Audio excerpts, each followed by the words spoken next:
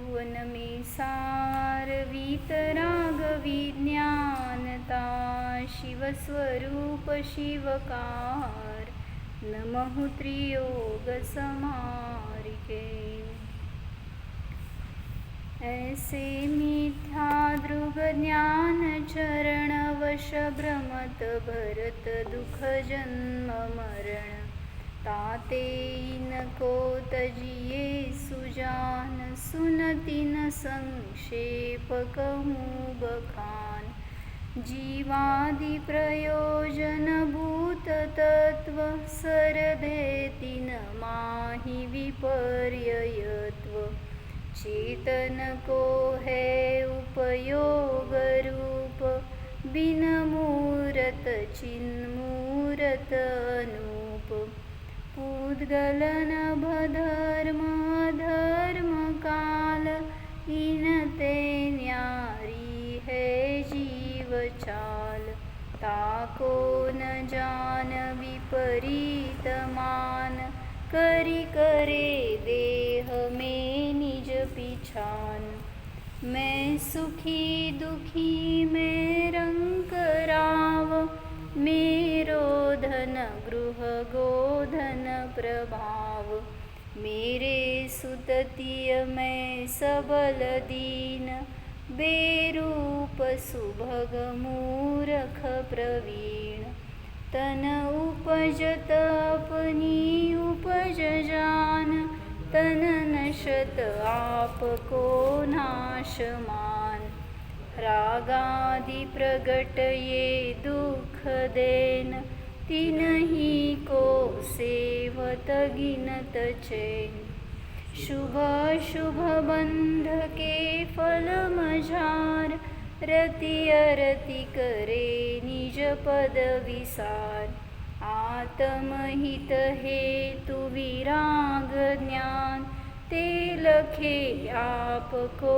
कष्ट दान न चाह निज शक्ति खोय शिवरूप निराकुलता न जोय या आत्महित याही प्रतीति जुत कछुक ज्ञान सो दुखदायक अज्ञान जान इन जुत विषय निमेजो प्रवृत्त ताको जानो मिथ्याचरित यो मिथ्यात्वादि निसर्ग जेह अब जे गृहीत सुनिए सुतेह जो कुगुरु कुदेव कुधर्म सेव पोषे चिरदर्शन मोह एव अंतर रागादिक धरे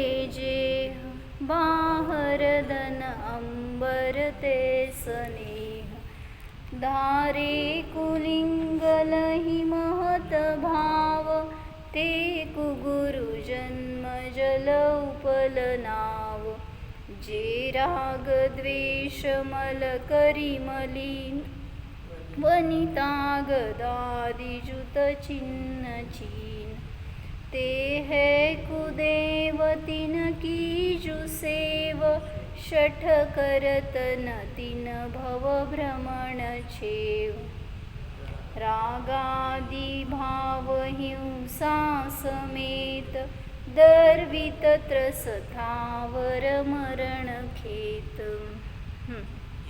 माझ्याकडे सर जरा काय झालं होतं कुठलेच हो तुझं बुडलेले असेल तर सांगते अर्थ त्याचे तोपर्यंत तुझे सगळे झालेत कवरचे सगळ्याचे अर्थ माहिती आहेत काय चाललंय दुसऱ्या डालीमध्ये जे दुःखाचं कारण काय आहे मिथ्यादर्शन मिथ्याज्ञान मिथ्याचरित्र कशाला म्हणायचं मिथ्यात्व विपरीत मान्यता म्हणजे खरे देवशास्त्र गुरु सोडून अन्य सगळ्या सरागी देवी देवतांचं भक्ती करणं त्यांच्याविषयी श्रद्धान करणं हे मिथ्यात्व आहे या शरीराला जीव मानणं हे मिथ्यात्व आहे परद्रव्यातून सुख मानणं हे मिथ्यात्व आहे परद्रव्याला दुःखाचं कारण मानणं हे पण मिथ्यात्व आहे कोणामुळे दुःखी त्याच्यामुळे तुम्ही दुःखी आहे का त्याच्यामुळं दुःखी नाही, आपण आपल्या परिणामामुळं दुःखी असतो. त्याला दुःख का? त्याला त्याच्या परिणामांनी दुःख आहे. म्हणजे आपण केलेले असे अनेक भवाभवातले परिणाम असतात जेणेकरून की कधी ना कधी त्याचा उदय आपल्याला भोगावाच लागतो. असेच आपल्याला आईवडील का मिळाले, असे संयोगीजन का मिळाले, सगळ्याच्या मागं कारण आहे. सगळ्या कारणांचं एकच उत्तर काय आहे? आपल्या परिणामांचं ते फळ आहे.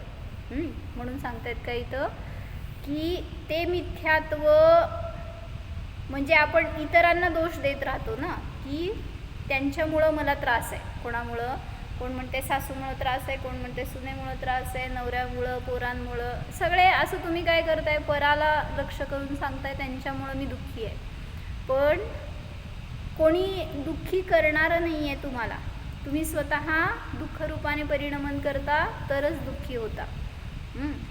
आणि माहिती आहे दुःख आहे जिथं, किंवा जे परिणाम केल्यावर दुःख होणार आहे माहिती आहे, तरीसुद्धा परिणाम आपण काय करतो? तेच करतो, हो की नाही? मग सुख कसं मिळायचं? म्हणून त्यांनी एक छान उदाहरण दिलं. आता मी वाचलं इथं, म्हणजे मागे एकदा वाचलं होतं हे उदाहरण मी, पण तरी एकदा वाचलं होतं. तुम्ही तुमच्यापेक्षा तिर्यंचे शहाणे असं सांगायला लागले. काय सांगितलं? कितने ही लोग कहते हैं अभिव्रतादि पालन कर जिससे अपन स्वर्ग में जाएंगे. म्हणजे आता त्यात नाही आहे, हे योगसार आहे त्याच्यामध्ये वाचती आहे. तर आत्ता आपण मोक्षाला जाऊ शकत नाही. तर काय सांगितलं? कोणी असं म्हणतं की आत्ता व्रत आधीचं पालन करायचं आणि स्वर्गामध्ये जाऊन बसायचं, म्हणून मी व्रत आधी करतो. परंतु अभी तो तू आत्मा का अनादर कर रहा है. म्हणजे दृष्टी आत्म्याकडं नाही आहे, त्या फळाकडे आहे. मला स्वर्ग मिळावं किंवा मला ते सुख मिळावं अशी त्याची दृष्टी असताना त्याला आत्मा मिळाला नाही, म्हणून आत्म्याची विराधना केली त्या परिणामाने. भगवान ने तो कह दिया है कि दया दान व्रत आदि आत्महित के कारण नहीं है, उसे तो तू मानता नहीं है. दान व्रत आदि करू नका असं म्हटलं नाही. काय कळलं? संयम दान नियम व्रत सगळं करू नका असं नाही म्हणायचं आहे, पण तेच मला करायचं आहे किंवा तेच माझा उद्देश असे भाव नका ठेवू. त्याच्यामध्ये सुद्धा आत्म्याचं हित त्याचं दृष्टी असावी, तर तुम्ही मार्गस्थ आहात, अन्यथा नहीं. प्रत्यक्ष में भगवान की वाणी का भी अनादर कर रहा है और कहता है कि स्वर्ग से आकर भगवान की वाणी सुनेंगे, यह सब भ्रम है. काय म्हणता? प्रज्ञा काय म्हणले? तुम्ही काय म्हणता? आत्ता नाही, करतो की नेक्स्ट जन्मात करू, नेक्स्ट टाईम करू, थोड्या दिवसांनी करू. कधी करायचं? म्हणले आत्ता आम्ही तर व्रत संयम करतो, दयादान पूजा भक्ती करतो, इथून कुठं जातो? स्वर्ग लोकामध्ये. आणि स्वर्गातून आल्यावर करतो की तेच करायचं आहे. काय करायचं? भगवंतांची वाणी ऐकणार, स्वाध्याय करणार, आत्म्याचं कल्याण करणार. मग तेव्हा करणार ते, आत्ता का नाही करायचं? तिथून आल्यावर जाऊन येऊन म्हणजे असं गोल गोल फिरून दूर लॉंग कट करून, त्यापेक्षा आत्ता आपल्याला शक्य आहे तर ते आत्ता का नाही करायचं? म्हणून सांगतायत की तुम्हाला जर खरोखर संसार पोळतोय ना, तर असं झटिती हित कर, असं त्यांनी काहीतरी एक शब्द वापरले. म्हणजे झटकन काय म्हणायचं, झटून हित करायला प्रेरित होतो जीव, जर त्याला संसारामध्ये खरोखर दुःख वाटलं किंवा चटके बसले तर. अन्यथा पळत पळत जातो आणि परत दुःखच भोगतो. म्हणून त्यांनी उदाहरण छान दिलं. किसी का एक बैल था वह खो गया. एक मनुष्य होता, त्याचं बैल हरवलं. उसका मालिक बैल ढूंढने लोहार के यहाँ गया. सगळं गाव पालतं घातलं पण बैल मिळाला नाही कुठं. मग तो कुठं गेला? शोधत शोधत जिथं जिथं तो बैल फिरला होता ना, घरात असताना किंवा आता बाहेर फिरायला जाताना वगैरे त्याला घेऊन, तर जिथं कुठे फिरला होता तिथं सगळीकडे गेला त्या बैलाला शोधायसाठी. तर काय सांगायला लागलोय संयमभैया, की एक बैल असतो आणि तो त्याच्या मालकापासून सुटला, हरवला. किसी का एक बैल था वह खो गया. उसका मालिक बैल ढूंढने के लिए लोहार के यहाँ गया. का बरं? लोहाराकडं का? हाँ, नाल बसवायला गेलेला असतो, बरोबर. और बोला भाई एक बार हम बैल को खस्सी करवाने के लिए, म्हणजे तेच ते वादी बसवायला किंवा नाल बसवायला करवाने के लिए आपके यहाँ लाए थे, इसलिए शायद वह बैल आपके यहाँ आया हो, म्हणून मी तुमच्याकडे शोधायला आलो. लोहारांनी काय सांगितलं, म्हणले तुझा बैल हरवला तर सगळीकडे जाईल पण माझ्याकडे येणार नाही. का? ज्यांनी त्रास दिलं त्याच्याकडं कसं जाणार? तुम्हाला माहित आहे समजा की जेलमध्ये चांगलं असतं का वाईट असतं रे? खायला प्यायला निवांत मिळतं म्हणल्यावर उलटं छत आहे, काय म्हणतात, अन्न पाणी निवारा सगळं असतं तिथं. मग जेल चांगलं का वाईट?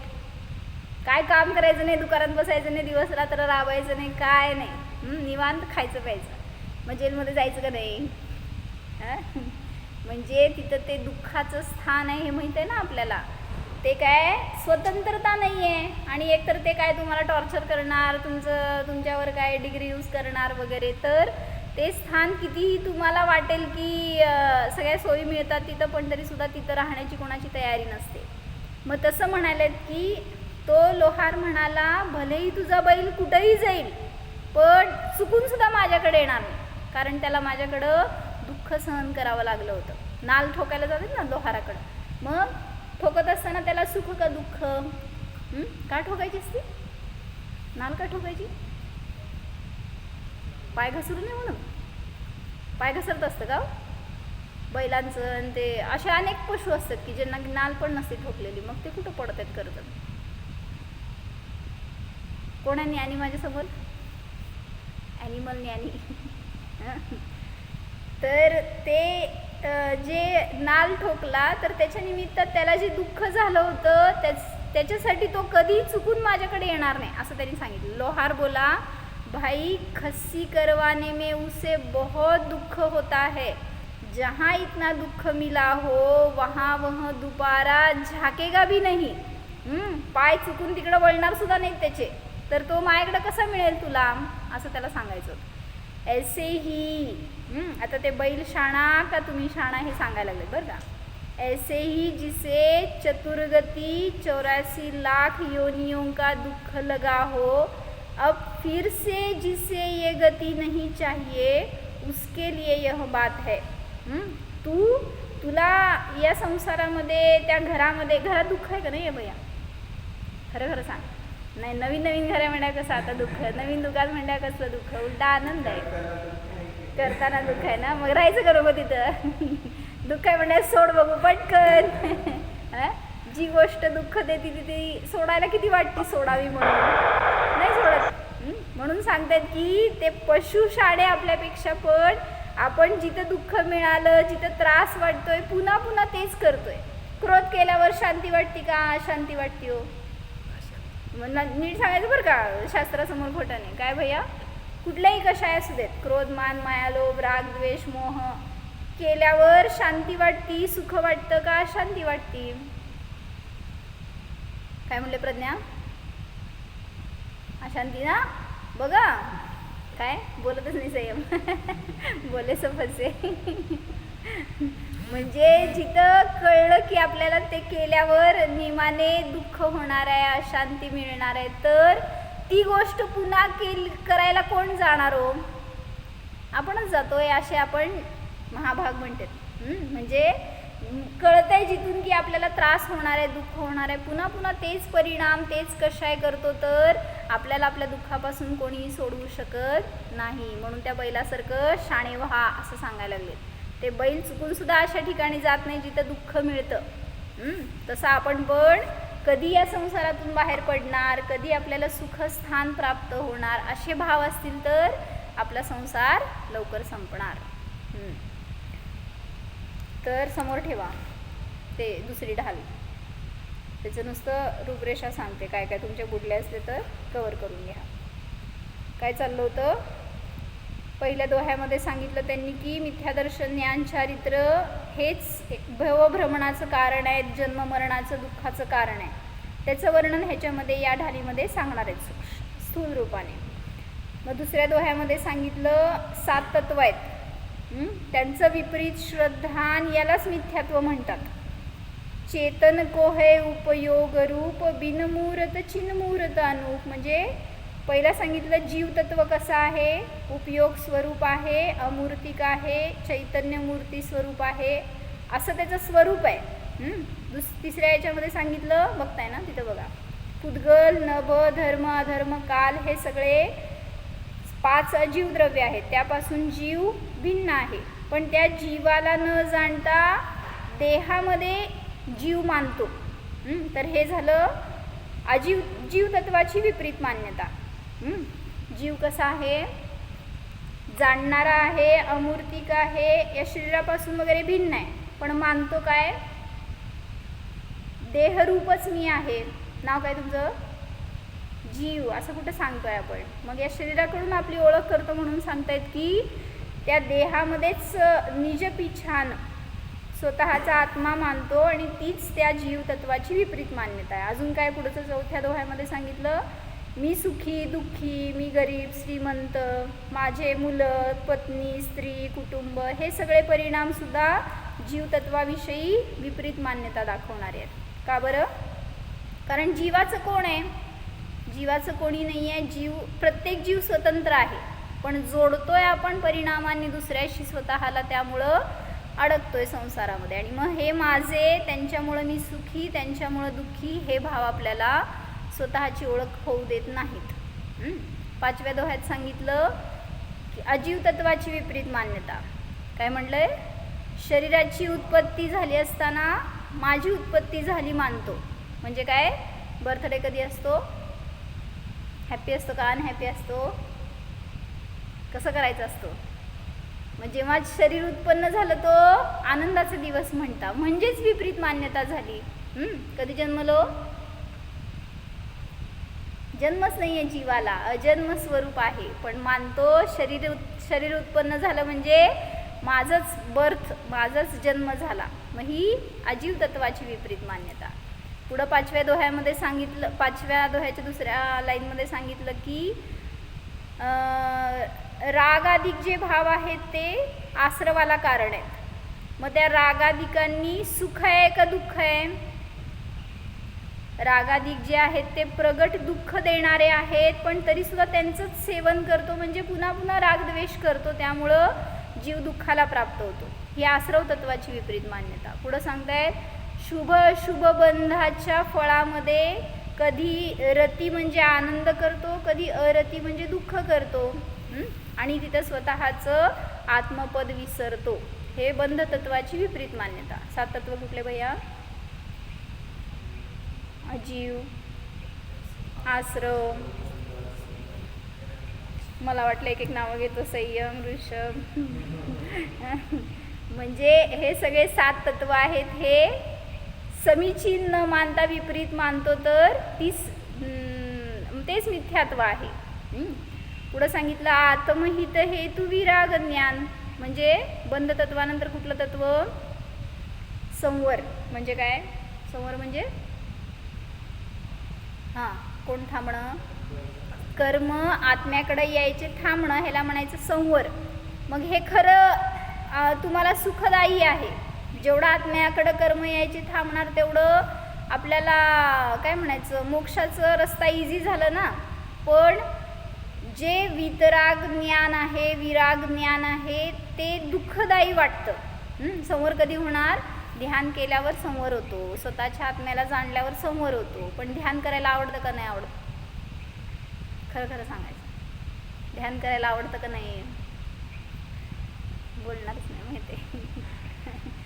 आवडतं म्हटलं तर करतो का, आवडायला पाहिजे. मग हेच सांगायला तुम्हाला की ते कष्टदायी वाटतं, म्हणून हीच विपरीत मान्यता झाली. जे तुम्हाला सुखदायी आहे त्यालाच तुम्ही कष्टदायी मानला तर कधी मुक्त होणार. म्हणून म्हणतायत आत्महित हेतु विराग ज्ञान, ते लखे आपको कष्टदान. त्यामुळं संवर्तत्व समजलं नाही. इनजुत विषय निमे जो प्रवृत्त नाही, हे मधलं राहिलं की रोकीन चाह निज शक्ती खोय. आता निर्जरा तत्वाची विपरीत मान्यता काय, जेव्हा स्वरूपाला जाणतो, त्यापूर्वक तप करतो, तर ते निर्जरेचं कारण आहे. पण निर्जरा करू वाटत नाही.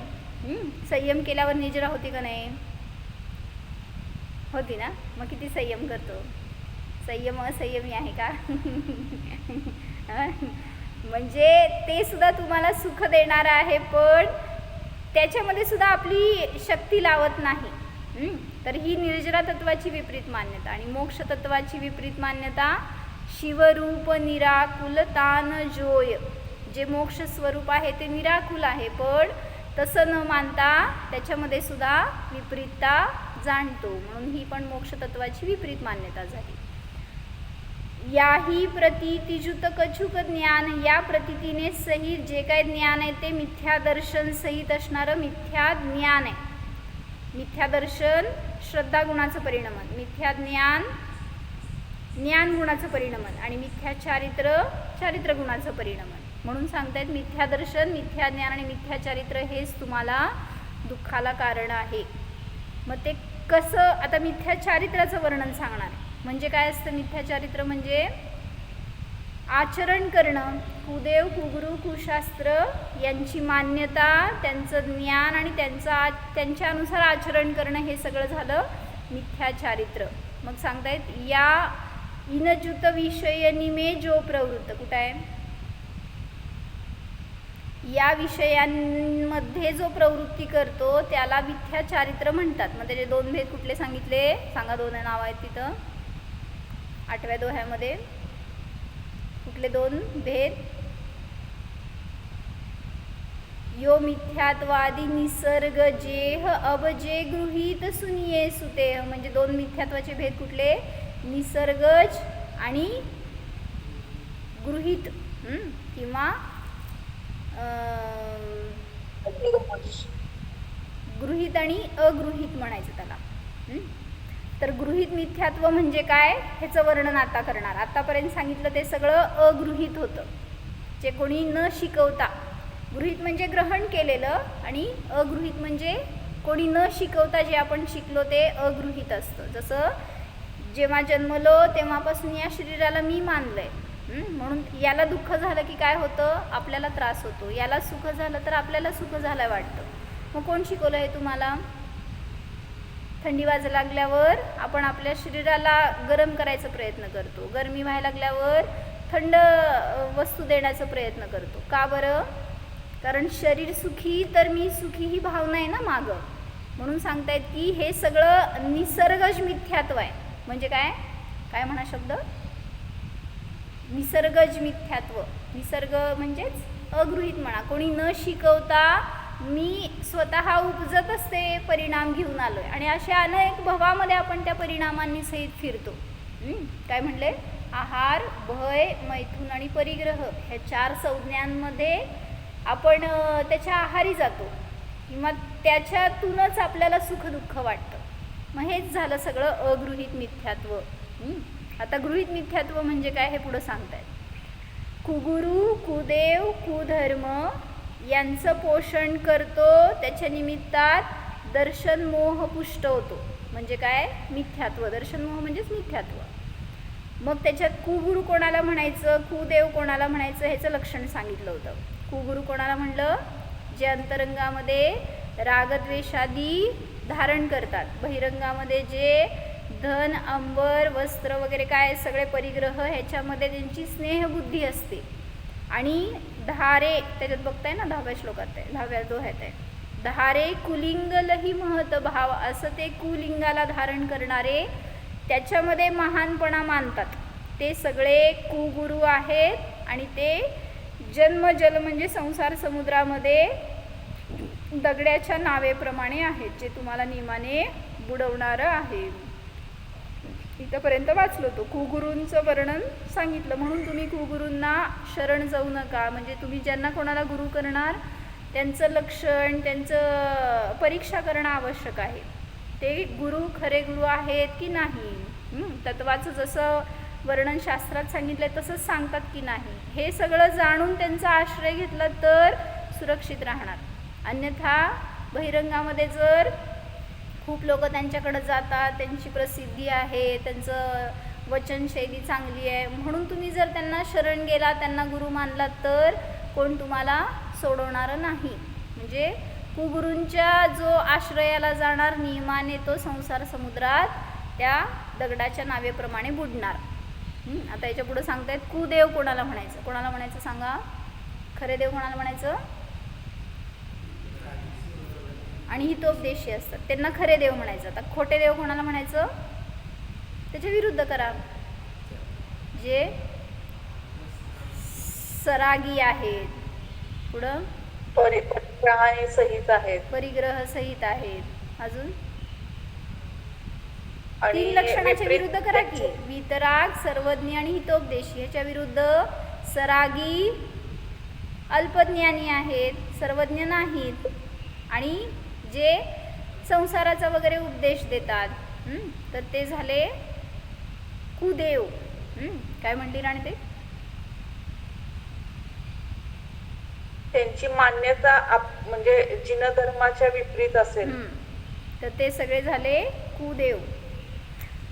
मग त्यांचं लक्षण सांगतात 10व्या दोह्यामध्ये दुसरी लाईन आहे ना, जे राग द्वेष मल करी मलिन वनिता गदादिजुत चिन्ह चीन. ज्यांचं लक्षण, ज्यांचं स्वरूप, ज्यांची मुद्रा, ज्यांचं रूप असं आहे ते सगळे कुदेव आहेत. कसले? जे राग द्वेषादिकांनी मलिन परिणामी असतात. चेहऱ्यावर म्हटलं ना, असे अनेक देवी देवता आहेत की ज्यांच्या चेहऱ्यावर असं क्रूर रूप असतं किंवा काय म्हणायचं एक भयंकर रूप असतं, जे की असं दाखवायचं त्यांना की आम्ही त्या असुरांचं, त्या राक्षसांचा संहार करतो, असं ते देवी देवता असं दाखवतात. तुमच्या सगळ्या संकटांचा आम्ही नाश करतो, अशी त्यांच्या मुद्रावर तसे भाव असतात. मग ते सांगतात तिथं की जे राग द्वेषादिकांनी मलिन आहेत, कोणाच्या विषयी अनुराग आहे, कोणाच्या विषयी द्वेष आहे, आणि ज्यांच्याकडं काय आहे, वनिता म्हणजे स्त्री, गदा म्हणजे शस्त्र आदींनी जे सहित असतात, चिन्हाने जे ओळखले जातात, ते हे कुदेव. ते सगळे कुदेव आहेत. आणि त्यांची जो सेवा करणार तो शठ म्हणजे मूर्ख, शठ करत न 3 भवभ्रमण छेव, तो भवभ्रमणाचा छेद करू शकत नाही. काय कळलं? जो कोणी कुदेवांच्या नादी लागणार, कुदेवांच्या प्रति भक्ती करणार, तर तो भवभ्रमणाचा छेद करू शकत नाही. काय कळलं सांगा?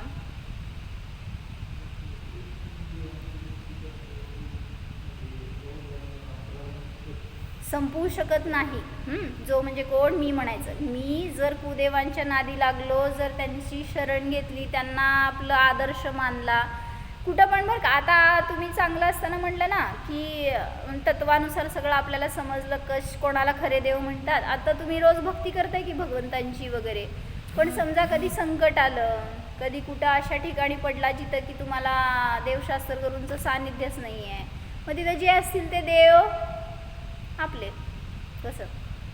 आणि असे सांगणारे त्यावेळेस लय जण भेटतात की त्या देवीला जावा, त्या देवाला जावा, किंवा तिथं कुठं नवस फेडा, काय असं असे अनेक गोष्टी असतात जिथं की तुम्हाला प्रेरित केलं जातं, तुमचं संकट दूर होणार किंवा काय मृत्यू टळणार, असे अनेक उपाय सांगतात लोक. मग लगेच आपण त्याच्या आहारी जाऊन काय करणार? तसं ते दोरा बांधा, काहीतरी घरामध्ये मंत्र फुंका वगैरे असलं लय गोष्टी सांगतात. सांगू का काय काय असते ते? म्हणजे त्याचा आश्रय घ्यायला आपल्याला. मग जो काय म्हणायचं वीक असतो ना परिणामातून, लगेच च्युत होतो अशा वेळेस, जेव्हा संकट येतं त्यावेळेस.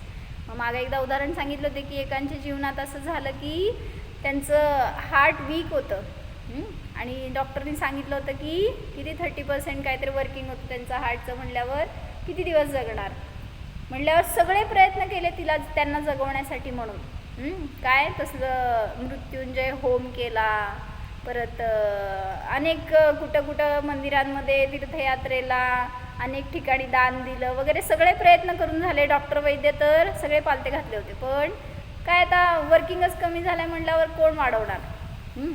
म्हटल्यावर ते सगळ्या रीतीने मृत्यूला दूर करण्यासाठी सगळे उपाय केले, पण मृत्यू यायचा तेव्हा येतोच. पण आपली श्रद्धा ढळली ना तिथंच आपल्याला दुःख आहे. मृत्यू आला म्हणून दुःख नाही आहे. म्हणून सांगितलं की संकटाच्या काळी उलट दृढ जो राहतो ना त्याचा धर्म टिकणार. मग तिथं मुनिराजांवर संकट येत नाही का हो? किती भयंकर संकट येतात, उपसर्ग होतात त्यावेळेस. ते का नाही च्यूत होत त्यातून? आणि च्यूत झाले तर काय होतं? वाघ यायला लागलं पळून जायचं, कशाला बसायचं तिथं सांग बघू? लपून बसायचं, झाडावर बसायचं. चढता येत नसतं ना झाडावर वाघाला, काही येतं? हां म्हणजे जेवढा आपण स्वतःला सुरक्षित करण्याचा प्रयत्न करणार ना तेवढं ते कर्म जास्त त्रास देणार आहे तुम्हाला. तो त्रास देणारा नसतो. वाघ, सिंह जे कोणी उपसर्ग करणार आहेत ते त्रास देत नाहीत. त्रास कोण देतं? आपले या शरीराविषयीचे परिणाम. याला सुरक्षित ठेवायचे हे भाव आपल्याला त्रास देतात. आणि मग त्याची सुरक्षा तुम्ही कितीही म्हटलं तरी करू शकत नाही. शरीराला मरणापासून वाचून दाखवा बघू. कोणाचं मरण टळलं? जो जो जन्मला तो तो नियमाने मरणारच. पण तरीसुद्धा मला जास्त आयुष्य मिळावं किंवा मी दीर्घायुषी व्हावं म्हणून सगळे प्रयत्न करतो. मग मागं सांगितली होती ना ती कथा एकदा, की तो मनुष्य होता, त्याला मरायचं नव्हतं आणि तो गेला साधूंकडं आणि त्यांना विचारलं, म्हणले काय पण उपाय सांगा पण मला मरायचं नाही आहे. मग ते साधू म्हणले बघ विचार कर, मी देणार तुला एक उपाय, पण तू मरणार नाहीस. मग म्हटलं मला तेच पाहिजे, सांगा म्हटला. मग सांगितलं त्याला की असं असं एका दिशेला कुठं पर्वत आहेत, नदी आहेत, ते पार करून जा आणि तिथं पुढच्या नदीच्या तिथं जे पाणी आहे ना त्या नदीचं पाणी पिलं तर तुला कधीच मरण येणार नाही. त्याला इतका आनंद झाला, देऊ का ॲड्रेस? मग त्यांनी विचारलं की कुठं आहे काय वगैरे सगळं विचारल्यावर तिथं जाऊन किती उत्साहाने पोचला की आपल्याला आता मरणच येणार नाही जर आपण ते पिलो तर. आणि गेला तिथंपर्यंत.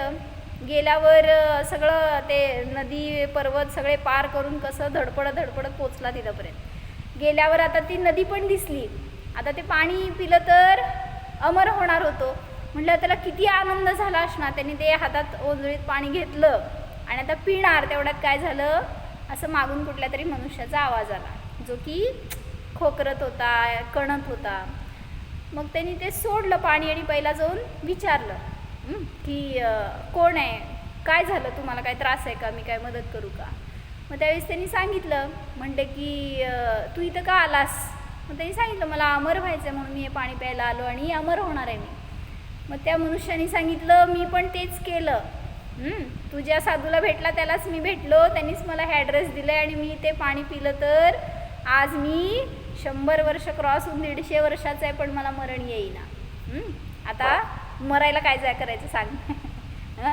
म्हणजे असं वृद्ध अवस्था आली आहे, असं दुःख व्हायला लागलं आहे, त्या शरीरात त्रास व्हायला आहे की कधी मरतो असं व्हायला लागलं आहे आता. म्हणजे म्हातारा होऊन आता कणत पडला ना तिथं, मरणार नाही म्हणल्यावर मरण नकोच होतं ना तुम्हाला. मग त्यामुळं आता त्याला त्रस्त झाला त्याच्याने, म्हणून वाट बघत बसलाय. मग ते बघितल्यावर त्याला म्हटलं नको आपल्याला असलं जीवन नको. मग आता तो गेला परत साधूंकडं. पाणी पिलं नाही बरं का त्यांनी. परत गेला साधूंकडं आणि म्हणला की काय झालं, तू पाणी पिलं का नाही? साधूने विचारलं. म्हणलं नाही मला नाही प्यायचं ते पाणी. म्हणले का तुला अमर व्हायचं आहे ना? मग तो म्हणला हो अमर व्हायचं आहे, पण असलं म्हातारपण मला नको जे की म्हणजे मरेपर्यंत वाट बघत बसावी लागेल कधी मरण येणार, कधी मरण येणार. आणि मग शरीराचा त्रास काय म्हणायचं, सगळं पराधीनता, इंद्रिय वगैरे शिथिल होणार, हे सगळं मला नको आहे. मग असं म्हणल्यावर थोडी ना ते चुकणार आहे. मग म्हटला की मला असं जीवन द्या ज्याच्यामध्ये म्हातारपण पण नको. म्हणल्यावर ते ठीक आहे म्हणले साधू. त्यांच्याकडे ते पण उपाय होतं बरं का. तर किती इंटरेस्ट तुम्हाला लगेच. मग त्यांनी विचारलं काय करू त्याच्यासाठी. मग त्यांनी सांगितलं की तू जिथं गेला होतास ना त्याच्या पण पुढं अजून खूप दूरवर काहीतरी अजून असे पर्वत ओलांडून जा तर तिथे एक वन आहे आणि त्या वनामध्ये एक विशिष्ट प्रकारचं फळ आहे. ते फळ खाल्लं तर तुला कधीच वृद्धावस्था पण येणार नाही. मरण तर येणार नाहीच पण वृद्ध पण होणार नाहीस तू. असं चिर तरुण जगशील. म्हणजे काय, एकदम तरुण अवस्थेमध्ये लॉंग लाईफ असणार तुला, मरणारच नाहीस तू. म्हटलं तो म्हटला हेच पाहिजे मला. मग गेला की पळत पळत इथंपर्यंत पोचला आणि खरंच ते वन दिसलं, ते वेगळ्या प्रकारची फळं दिसली आणि आता खाल्ली का नाही हो, अशी काढली फळं आणि खाणार. तेवढ्यात काय झालं, परत मनुष्यांचा आवाज आला. तिथे एक 4 मनुष्य होते जे की एकमेकांशी भांडत होते. मग त्यांनी जाऊन विचारलं, काय झालं, तुम्ही का भांडताय? मग त्यांनी सांगितलं की म्हणले मला माझ्या वडिलांकडून प्रॉपर्टी मिळेना म्हणून मी भांडतोय. मग म्हणले वडिलांना सांग ना दे म्हणून मग, आणि मग तुझ्या नावाला जेवढं येते तेवढ्यामध्ये सुखी राह, ते भांडायचं काय? तुझे वडील कुठे आहेत? ते म्हणले बाजूलाच उभारले. ते 4 जण जे होते ना त्यातला पहिल्या मनुष्याला विचारल्यावर तो म्हणला मी 100 वर्षाचा आहे, आणि माझे हे वडील बाजूला उभारलेले किती वर्षाचे असणार? तुमचे वडील आणि तुमच्यामध्ये एक 20-30 वर्षाचा तर फरक. ते म्हणले ते 150 वर्षाचे आहेत. आणि मग त्यांना विचारलं तुम्ही का त्याला प्रॉपर्टी देत नाही, त्याला का सुखी करत नाही? ते वडील म्हणले मलाच अजून माझ्या वडिलांनी दिली नाही तर मी त्याला कुठली देऊ? मग म्हणले का नाही दिली? ते म्हणले बाजूलाच उभारलेत. ते किती वर्षांचे होते? सगळे 4 तरुण होते बरं का तिथं ते उभारलेले, पण एकमेकांचे वडील होते ते. एकाचे दुसरे असे वडील होते. ते आजोबा होते ते 200 वर्षाचे. ते म्हणले मला माझ्या वडिलांकडनं मिळाली नाही तर मी ह्याला कुठनं देऊ? आणि ते होते 4था मनुष्य, म्हणजे तिथंच किती त्यांचं वय असं 250 वर्षाच्या जवळपास. म्हणजे ते 4ही जण चिरतरुण दिसत होते असे, पण होते असे म्हातारे एवढं म्हणा. आणि मग ते बघितल्यावर त्यांनी सांगितलं आम्ही हे फळ खाल्लंय आणि आम्ही सगळे असे तरुण आहे की आता कधीच मरणार नाही आहे. मग म्हणून म्हणले की मरणच येणार नाही तर माझी प्रॉपर्टी मलाच नको का? मी कसं काय दुसऱ्याला हँडओव्हर करणार ती? म्हणून ते पणजोबा सोडणार इस्टेट, मग त्यांचं मुलगा आजोबा ते सोडणार, त्यांचं पुढं ते वडील, आणि त्याच्या पुढं त्या मुलाला तर काहीच मिळेना. म्हणल्यावर आता कोण मरायचं पहिला? आणि मग हे सगळं समजल्यावर त्यांनी फळ खाल्लं की नाही का? मग एवढं चांगलं लाईफ मिळणार होतं, म्हणलं खायचं होतं. मग त्यांनी सांगितलं की असलं आयुष्य मला नको. म्हणजे जे तुम्हाला दुःख देणार, आकुलता देणार, तसलं एकमेकांच्या वादामध्ये आपलं आयुष्य घालवणार, तर असलं आयुष्य जगण्यापेक्षा आपण धर्म करून जेवढं मिळालं आहे तेवढ्यामध्ये कल्याण करणं आवश्यक आहे. हा उद्देश असावा. म्हणून त्यांनी काय सांगितलं इथं, कुठलीही देवी देवता असू दे, कुठलेही गुरु असू देत, कुठलाही धर्म असू देत, तुम्हाला तुमचं मरण टाळण्यामध्ये ते सहकारी नाहीत. पण जिनेंद्र भगवान तुमचं मरण टाळू शकतात. कसं? जादू बिदू करतात काय? का मंत्र देतात काय? काय करतात तो? जिनेंद्र भगवान सांगतात तू मरणरहित आहेस. आणि मग हे ज्ञान देणं म्हणजेच मरणापासून वाचवणं आहे आपल्याला. आपण मला मरण येतं ह्या भयाने दुःखी आहे ना, तर भगवान सांगतात की तुला भवाभवात मरण येत नाही आहे, तू तर मरणरहित आहेस. हे जिथं ज्ञान मिळणार तिथं नियमाने जीव अमरत्वाला प्राप्त होतो, आणि तेच आपल्या सुखाचं कारण आहे. म्हणून असं ज्ञान आपल्याला जे देतात अशा त्या गुरूंची, अशा देवाचीच भक्ती करणं, त्यांची शरण जाणं योग्य आहे. अन्यथा आपण पण संसारामध्ये भरकटत राहणार. हो.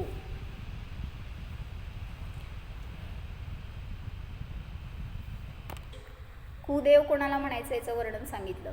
काय काय लक्षणं सांगितले रे? कुदेव कोणाला म्हणायचं?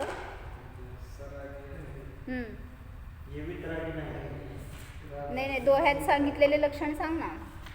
काय काय सांगितले होते?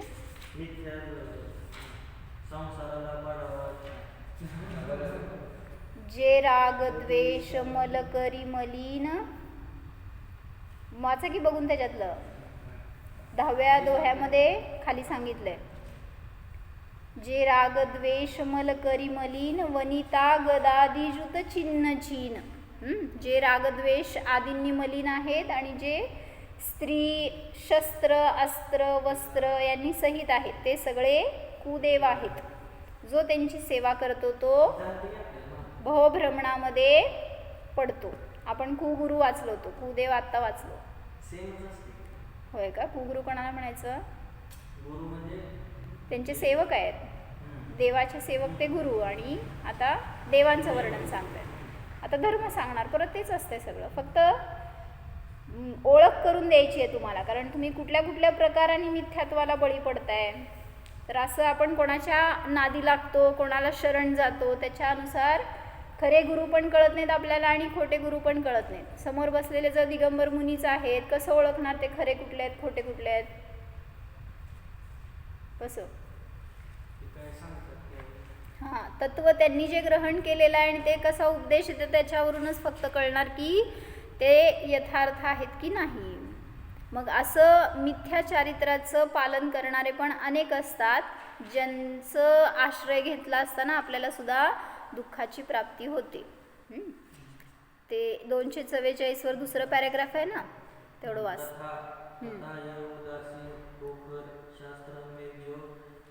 अणुव्रत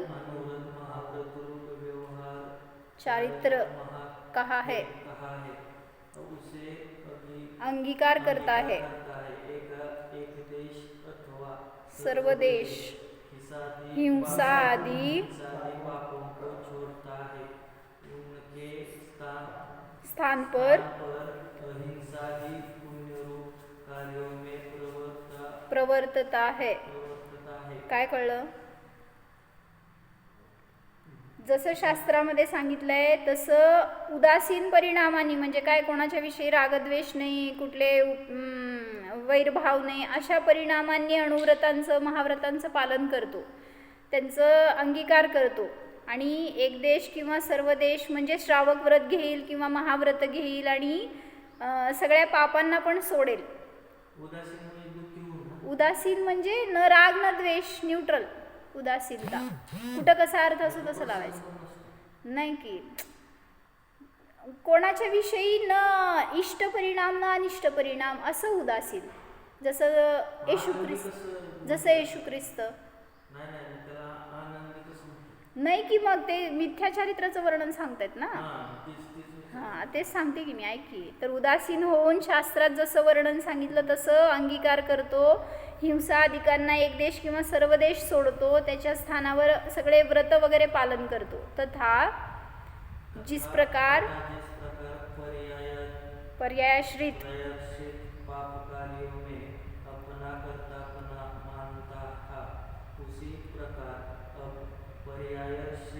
पुण्य कार्यों में अपना मानने लगा.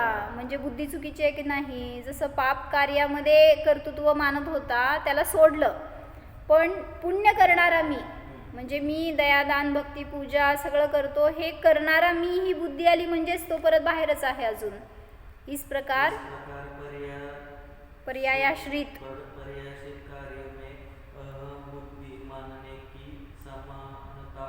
म्हणजे पर्यायाश्रित म्हणजे पुण्य सुद्धा पर्याय आणि पाप सुद्धा पर्याय आहे. त्या कार्यांमध्ये मी करतो ही बुद्धी जिथं आली तिथं दुःखच आहे, दोन्हीकडे बाहेरच आहे तो जीव. कारण पुण्य करणारा पण मी नाही, तसंच पाप करणारा पण मी नाही.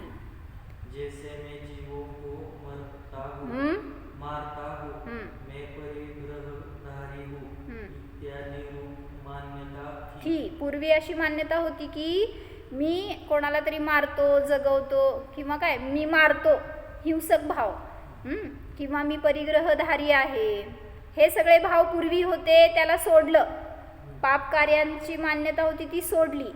उसी प्रकार मैं जीवों की रक्षा करता हूँ, मैं नग्न परिग्रह रहित हूँ, ऐसी मान्यता हुई. आता पुण्य कार्याला आपलं कर्तृत्व मानू लागला. जसं की मी दुसऱ्याला जगवलं किंवा मी वाचवलं, त्यांची रक्षा केली, किंवा मी मुनिव्रत धारण केलं, मी श्रावक व्रत घेतलं, हे सगळं पुण्य कार्यांच्या विषयी आता कर्तृत्व घेऊ लागला. तर तो जीव सुद्धा पर्यायश्रित बुद्धिवालाच आहे. वही मिथ्या दृष्टी है. म्हणजे जो कोणी असं पर्यायामध्ये अहम बुद्धी करतो, ते मी करणारा अशी बुद्धी ठेवतो, तो मिथ्या दृष्टी आहे. त्याचं अजून मिथ्यात्व संपलेलं नाही. मग काय करायचं त्यांनी?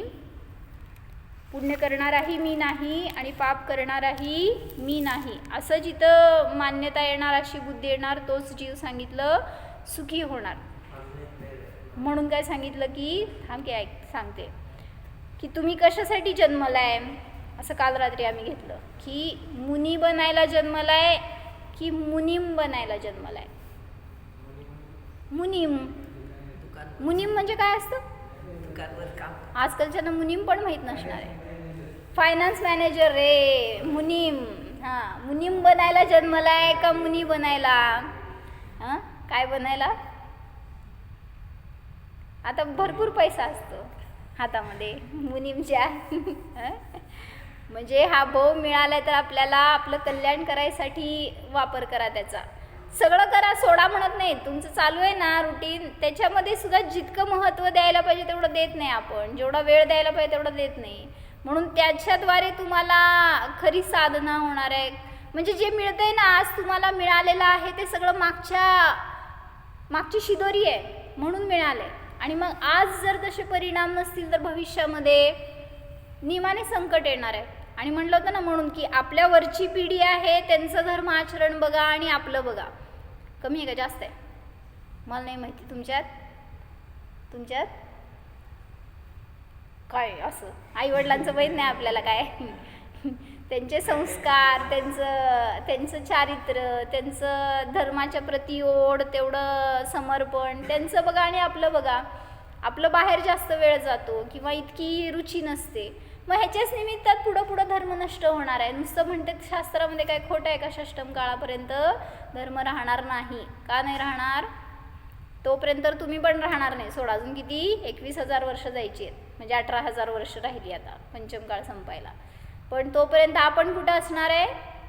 जिथं असणार तिथे धर्म राहणार नाही आहे. म्हणजे आपल्यातच धर्म नाही आहे तर अशाच ठिकाणी जन्म होणार जिथं की धर्म मिळणार नाही आपल्याला. कलियुग म्हणते आपण पंचम काळ म्हणतो. ते म्हणते की 4,32,000 वर्षाचा आहे.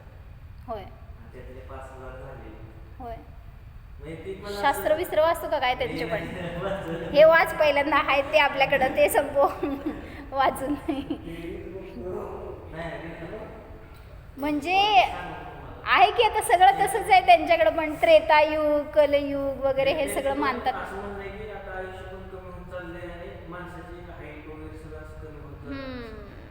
सगळं मिळणार की त्यांच्याकडे पण असंच. आणि एवढं तर सांगणारच की ते पण धर्म पण पुढं जाऊन नष्ट होणार आहे. म्हणजे म्हणायचंय दुसरं कुठं मंदिरात शास्त्रात धर्म नाही आहे, आपल्यात धर्म आहे, तो टिकवायचा आपल्याला. आणि तोच टिकला तर तुम्ही कुठल्याही भावात जावा तिथं तुम्हाला तो धर्मच सुरक्षा करणारा असतो. पण आपण ते आपल्यामध्ये रुजवत नाही, टिकवत नाही, तर त्याला महत्त्व देत नाही, तितकं वेळ देत नाही. 3:15 सांगितलं 4:15 येतो. मग कसं वेळ पुरायचा? किंवा आता इथून 5:15 पर्यंत स्वाध्याय करून जायचं. नाही, तू बस आणि करून जा. म्हणजे ते दिव्यध्वनी फिरत असती ना जेव्हा, तेव्हाच जायचं असतं. दिव्यध्वनी संपल्यावर गेल्यावर आम्हाला सांगा म्हटलं तिथं बोलत नसतात भगवान, माहिती आहे का? दुसऱ्या दिवशी तोपर्यंत थांब आणि कर स्वाध्याय, चालतंय. म्हणून आपल्यासाठी वेळ द्या, पण दुसऱ्यासाठी करत नाही तर आपलंच जीवन, आपलंच भविष्य याच्या निमित्तात सुरक्षित होणार आहे. ओ जाणा.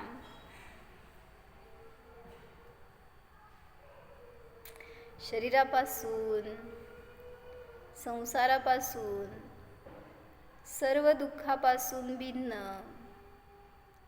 शुद्ध जीव जाणा. हा मी सिद्ध स्वरूपी आत्मा सर्वथा दुःखरहित आहे,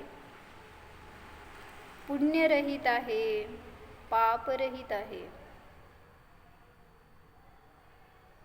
स्वतःला आत्मा पहा, जीव पहा.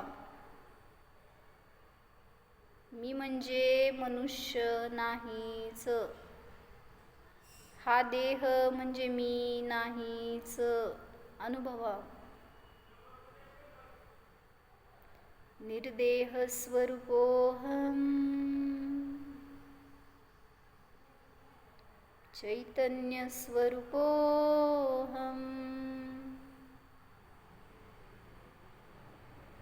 ओम.